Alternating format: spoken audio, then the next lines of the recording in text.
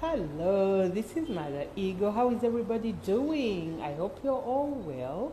And today's topic, I wanted to talk about protecting your dreams. Yes, you have a dream, you have a vision, you want to take it to another level, or you want to start. There is, when you've just received that dream of yours, right? It's delicate. You're not sure what you've seen. You don't know how to implement yet. You don't know if anyone will believe you. You've received something this big, but where you are and what you have at the moment cannot even achieve even an ounce of what that dream entails. You see?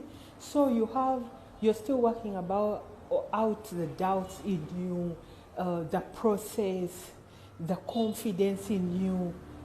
So, whoever you choose to share with that dream, you have to pick them wisely. They have to be people of faith, people who can see what you see. Because chances are, if you share your dream with people who can't see with faith-based eyes, they are going to destroy your dream even before you start. Everyone gives opinions based on their experiences, based on how they see things. So if they've ever had disappointments before in the same area, they're going to tell you every disappointing and scary thing about your dream. And since your confidence is still shaky, you may give up even before you start. You may wonder, why do I even bother?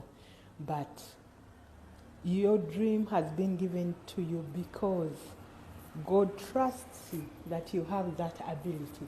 He didn't give that dream to anybody else. He chose you.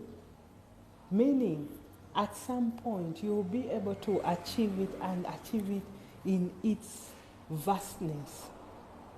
But you have the responsibility to protect it, to reveal only to people who have faith eyes, and to reveal in certain times. Sometimes you get a dream and you sit with it for the longest time. I have had so many dreams of doing so many things, but most people find out after I'm already walking the dream. Most people never get to find out because maybe they just won't get it, and that's okay.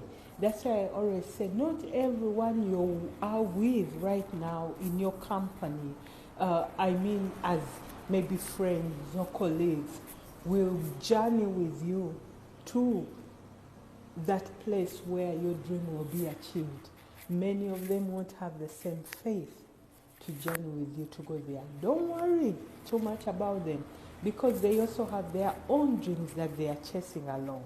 So you have to have the ability to let go of people, places, and situations as your dream pulls you to become a better you, to become the carrier of that vision. You'll always sense the people of faith that you can deal with, the people you can trust, that will protect your dream just the way you see it.